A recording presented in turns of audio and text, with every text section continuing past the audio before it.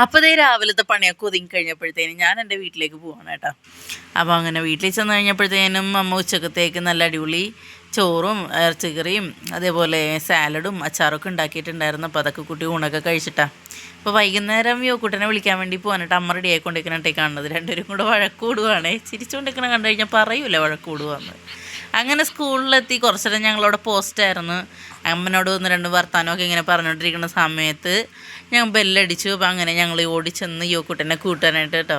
യോക്കുട്ടൻ ഞങ്ങളെ കണ്ടപ്പോഴത്തേനും ഞങ്ങൾ രണ്ടുപേരും കണ്ടപ്പോൾ ഭയങ്കര സന്തോഷമായി. ഞങ്ങളോട് ഓടി വന്നു.